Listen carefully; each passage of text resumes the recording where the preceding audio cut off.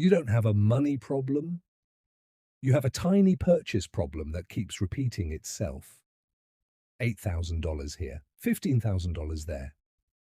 A random delivery, another shirt, another subscription, food because you're tired, something online because you had a bad day.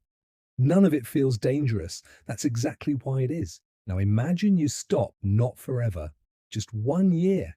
You buy food, you pay rent, you handle transport, you take care of your responsibilities, but anything that isn't necessary, you don't buy it. And that's when something strange happens. You start seeing your life differently. Because the real experiment isn't about saving money, it's about finding out how much of your money was actually buying things you needed and how much was buying feelings. Look, money is emotional. We like pretending it isn't. We open spreadsheets, we calculate percentages, we talk about budgets. But sometimes you don't buy that $30,000 item because you need it. You buy it because you had a terrible week and you want one small thing to feel good about. And honestly, that's human.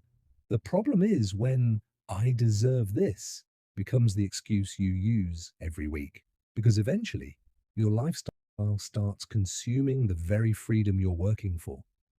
Think about the modern trap.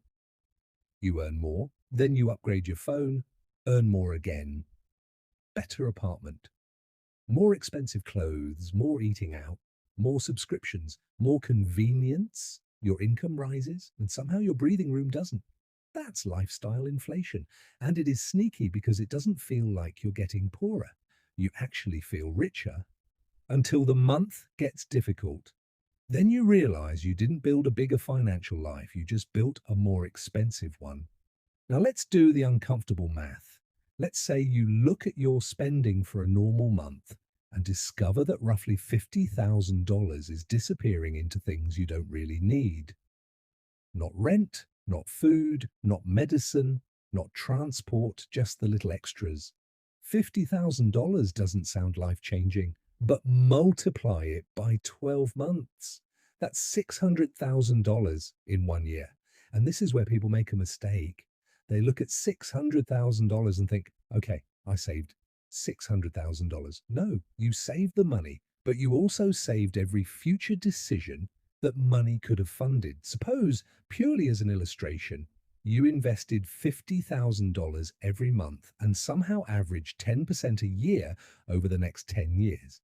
That monthly habit could grow to roughly $10 million. Not because you found some secret investment, because you stopped leaking $50,000 every month and gave time a chance to work. And no, 10% isn't guaranteed. Markets go up, markets go down. Investments carry risk. That's not the point. The point is opportunity cost. Every $50,000 you casually spend today isn't just $50,000. It's also everything that $50,000 could have become. That's the gut punch. You aren't only spending money, sometimes you're spending future freedom for present convenience. And here's something people don't talk about enough. The cost isn't always financial. Maybe you buy things because you're stressed. Then you work extra hours to afford the things you bought while stressed. So now you're working more to maintain the lifestyle you created, to cope with working too much. That's the loop. Work, spend, stress. Spend to feel better. Need more money. Work more. Repeat. So what happens if you break it for 1 year? First, don't make this a punishment. You're not entering prison. You're running an experiment. For 12 months, create 3 categories. Need it, useful, but not necessary. I just want it. And here's the rule. Don't lie to yourself. You don't have to eliminate everything you enjoy. That's important. If you turn personal finance into misery, you won't last.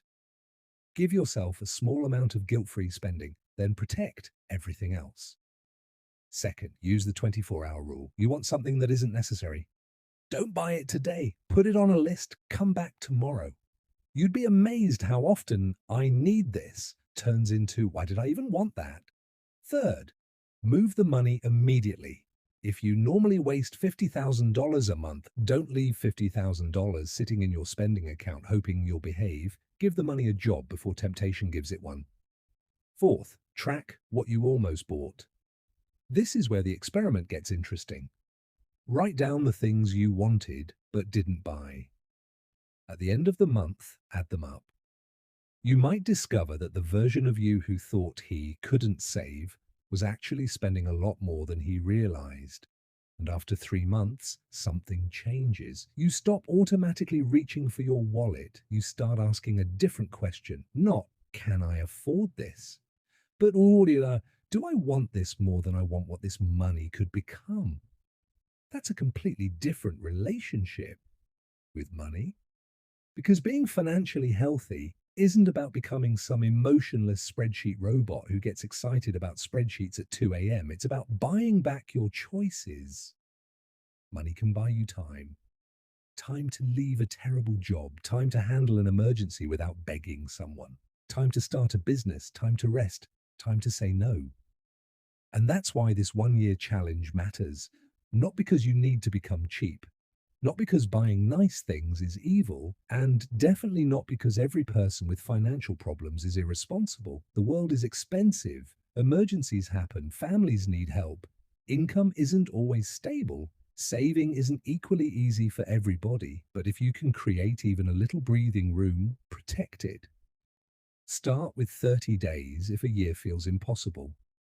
Then 90. Then 6 months. You don't need perfection. You need evidence that you can control the leak. Because 1 year from now, you could have a closet full of things you barely remember buying, or you could have money sitting there that gives you options, and options are underrated. Look at your last 30 days, not your salary, not your rent, not your bills. Look at the money that disappeared without making your life meaningfully better. Add it up. Then ask yourself one uncomfortable question. If I stopped doing this for 1 year, what could my life look like? Maybe the answer is $600,000, maybe it's $2 million, maybe it's simply 3 months of breathing room, whatever the number is. Don't underestimate it, because sometimes getting ahead doesn't begin with earning more. Sometimes it begins with finally noticing where what you already earn is going. You don't need to hate spending. You just need to stop letting every little purchase vote on what your future looks like.